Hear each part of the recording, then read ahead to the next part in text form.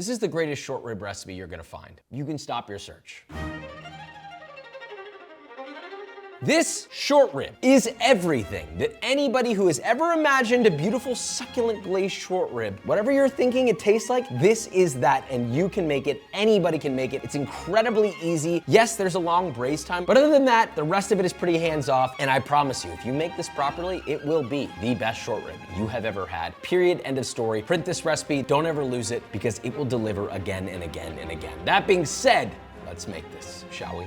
So we'll start by braising our short ribs. While that's going, we'll make some toppings and of course a side option. Finally, we'll finish our ribs off. Then once everything's done, we'll serve. All right, first we have the veg. Medium yellow onion. This has been peeled. I'm gonna split it in half and we're just gonna give it a rough chop, but I want it relatively large. So I've cut these into little 1/2-inch segments. Because of the size of this, I actually only think I need to cut this once, twice. Rough little dice. Set that into a bowl. Do it again. Our next onion, 1, 2. That really doesn't need to be perfect because it's all gonna get strained out anyway. It's in there to give it flavor. Just don't cut it too small, otherwise it'll literally fucking evaporate into a puree. Now, 2 medium-sized carrots peeled. A 1/2-inch coin I think is more than enough. You can go even thicker if you want. You can even throw them in whole if you wanted to. I wouldn't advise that though. It's gonna go into our bowl.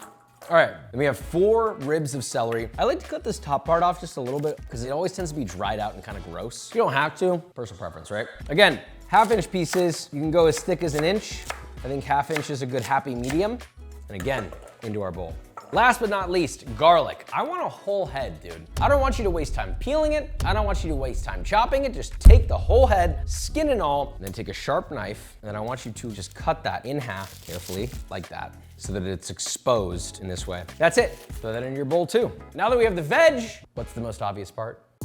If you're gonna make short ribs, you might have guessed, ding dong, short rib. You're gonna need 6 large, powerful, proud, thick, beautiful short ribs. But please be aware of one thing. The short rib that you select matters. Do not let your butcher f with you. Not allowed, okay? If they hand you something like this, tell them to quit their job. Your short rib should be thick. It doesn't have to be this big in the sense of overall size, but the bone to meat ratio matters. Look at this. Which one do you think is gonna be more enjoyable when your diner or your guest or your mom or whoever sits down at the table to eat this meal that you worked hours to make? Which one do you think is gonna make them happier? The one that's 50% bone? I mean, look at this. Literally half of this is bone, which is completely inedible. The other half is almost mostly fat. What the f? But look at this. This is more of like 1/3 of bone. You've got a thick, almost steak level amount of meat here. It's well marbled, but it's not a solid chunk of fat. It's actually meaty and nice. It's very hard to find consistent short ribs. Make your butcher fight for you, okay? Don't let them be lazy. This is about making the best short ribs ever, all right? And that's step 1. Pick the right short rib. Now, once you have those, we're gonna season these very generously with salt and pepper. You cannot over season a short rib, okay? Season them on all sides with kosher salt, very, very, very generously. Yes, even the bone side. Remember, we season high, like in the air, okay? Not under the influence. We season high into the air for maximum coverage. You get even spread of salt. Then we're gonna hit it with some pepper, again on all sides. You can obviously also just roll this around in all the seasoning that you just caught on the table or on your sheet tray or wherever they are. Just kind of mop up that salt and pepper. Okay, now, once those are all seasoned nicely, you're just gonna sprinkle a little bit of all-purpose flour on them. Again, you can't over-flour them either because most of this will fall off. And I want you to coat the entire short rib with flour. So we're sort of just rubbing it with the flour, rolling it around in the flour, getting every little edge, nook and cranny. Then once that's done, just kind of shake off the excess. You have a beautifully dusted, seasoned short rib ready for the next step.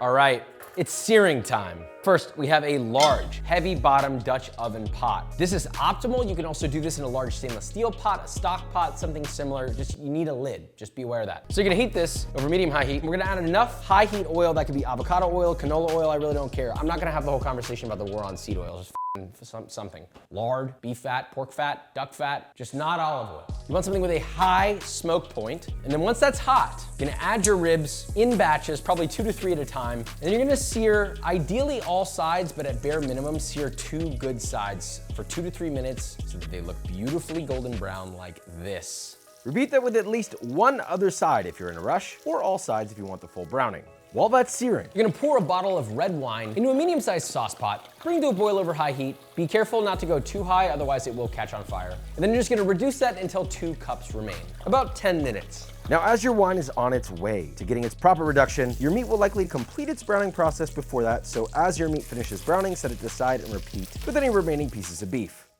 All right, next step. We're gonna add all of our veg to that pan. I've reduced the heat to medium. That's gonna go in. Season immediately with a little bit of kosher salt to help bring out the water. Give it a stir.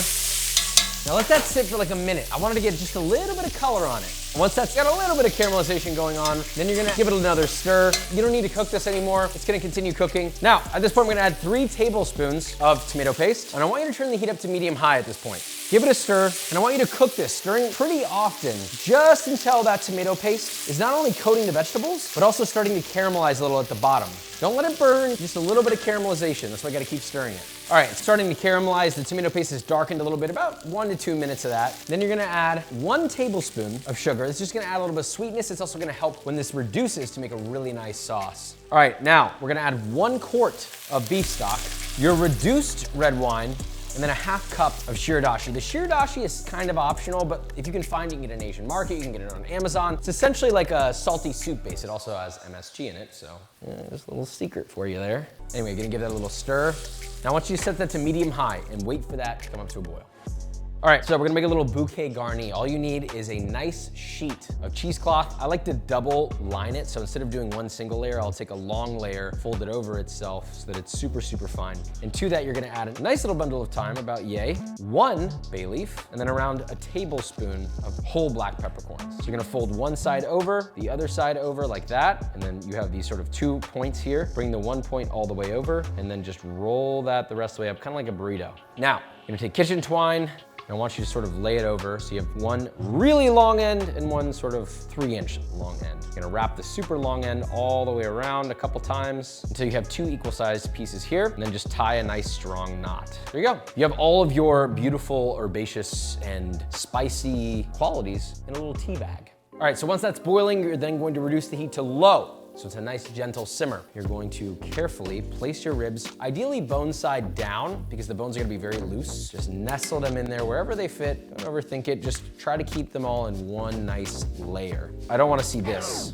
That's not gonna work for me, guys, okay? Just find a space to nestle it in. Even if it's a little tight, that's okay, because they're gonna shrink substantially. But you'll notice that they're all somewhat submerged in liquid. Some will be fully submerged, some will be sticking out, that's totally fine. Now, I've got my bouquet. Bouquet is gonna go in there as well. Doesn't have to fully fit, that's fine. And then, this isn't optional, but I prefer to add this, a cartouche. To make a cartouche, we've got a baking sheet size sheet of parchment paper. You're gonna fold that in half lengthwise, and then in half again, also lengthwise. And when you do that, you're gonna notice that this side has an open end, this side is all open, this side has an open end, but there's gonna be 1 corner that's totally closed except for the middle. That is your midpoint. So wherever the midpoint is, you'll hold your finger down there and you'll fold it over itself, making sure that each fold points to that little corner, kind of like that, see? Kind of like we're making a paper plane, but instead of folding the other side, you're just gonna keep folding that one direction, making sure to make it nice and flat, fold again, make it nice and flat, fold again, make it nice and flat,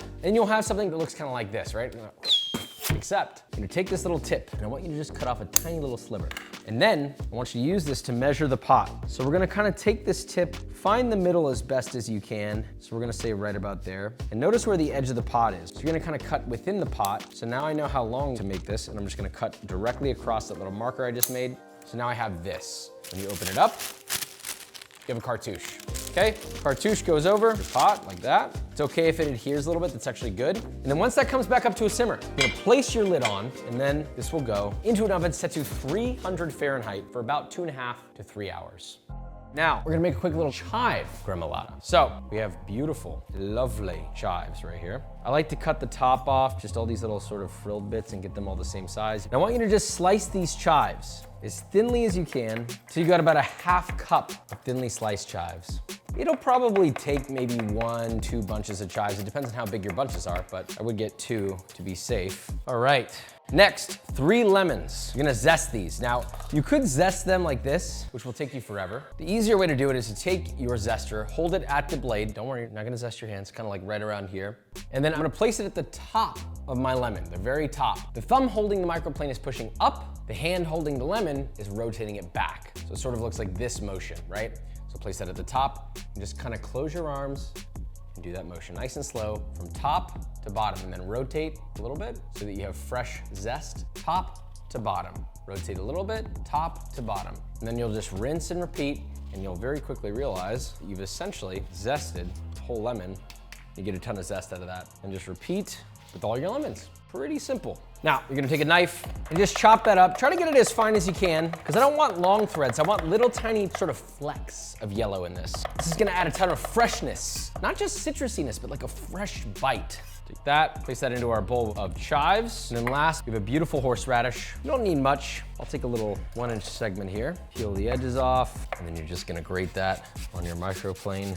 You don't need a lot of horseradish. You only need about a tablespoon, maybe 2 tablespoons if you're feeling extra spicy. You'll take your horseradish, add it to your bowl as well. And then I don't really want you to use a spoon. I want you to use your hand here, okay? Because these are really delicate herbs. I want you to just lightly toss all that together.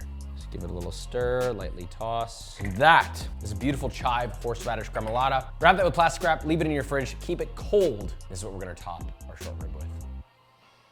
Woo! This part's totally optional. You can serve short rib with anything, right? Mashed potatoes, roast potatoes, rice. It's actually really good with rice, I'm not gonna lie. But an unlikely side, if you wanna make it, I'm gonna give to you right here, which is a simple polenta. We have 1 quart and a cup of chicken stock. You could do beef stock, you could do pork stock, you could do duck stock, you could do vegetable stock, whatever flavor you want it to be. You're gonna set this over medium-high heat, bring that to a boil, and then once it's boiling, you're gonna carefully add in 1 cup of polenta. But I don't want you to just dump it in there. I want you to start whisking. We're on medium-high. I'm gonna reduce the heat just a little over medium. I'm gonna slowly sort of sprinkle this in while constantly whisking. It'll start to bubble up. Give it a second. A little more. More. We're just gradually adding it, if that wasn't obvious. Okay, it's all in there.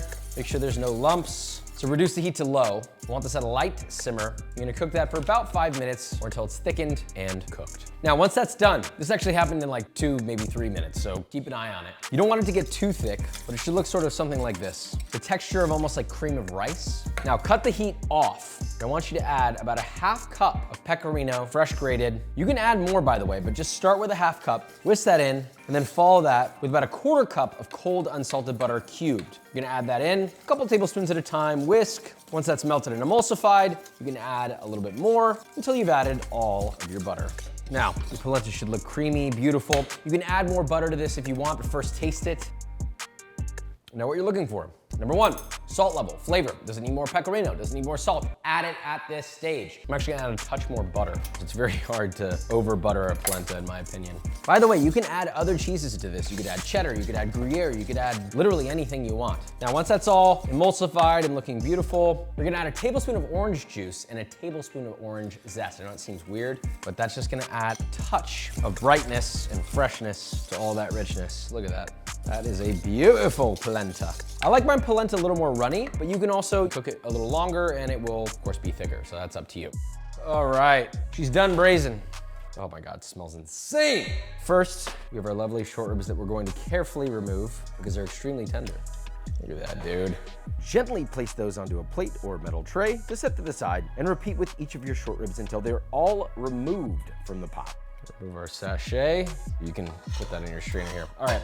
Now next to this, you'll notice that I have a strainer set over a beautiful pot. We're gonna strain our braising liquid directly over that. Now, you wanna strain this through a fine mesh sieve. Anything you got, a chinois is best. You're gonna press that liquid gently through. I don't wanna miss any of that because what's in this liquid is going to make essentially our sauce, our glaze to the short rib.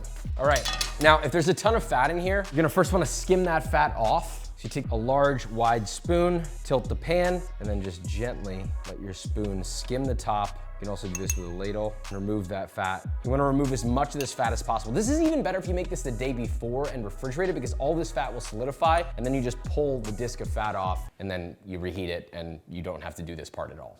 Okay, so at this stage, you're gonna reduce this down. So you set this to medium-high heat, bring it up to a boil. Now, once that's boiling, reduce it down just a little bit to medium-low. And you wanna reduce your liquid until it starts to become a little bit glossy, a little bit thickened, right? Once that happens, cut off the heat, and then you're gonna add a tablespoon of honey, 1.5 tablespoons of balsamic vinegar, and then you're gonna add a couple tablespoons of cold unsalted butter. Mix that in, bring that up to a simmer, and then just let it reduce for about a minute or until it reaches a maple syrup consistency, if you will. And then add your short ribs back in, baste them in the liquid, and then you can serve. Ladle about a half cup to a cup of polenta onto a plate, top with a glazed short rib, and garnish with a spoonful of gremolata. I like to do the whole top, but you could also just add a little sprinkle. Serve and enjoy. Finally, long prep, is it worth it? Beyond worth it. This is one of those things where you don't remember how good it is until you make it. And the first thing you ask yourself is, why don't I make this all the time? The polenta only takes like 10 minutes, so realistically, even though there is a long cook time, this is a cook time that delivers. And if you do it in advance, it feels like it takes no time at all. The freshness, the rich, unctuous, sticky glaze that's slightly sweet, super umami, really in-depth. The meat is tender, it melts in your mouth, it's fatty, it's rich. But then that gremolata on top just brings this amazing freshness without the need for acidity, because the glaze is acidic and sweet enough to cut the richness, but instead adds just this depth, this sort of roundness, this sort of brightness that takes what was already really good and makes it perfect. Something I think everyone in their life should make at least once. But I know if you make it once, you'll make it twice. And I know if you make it twice, you'll make it forever. Love you, subscribe, bye.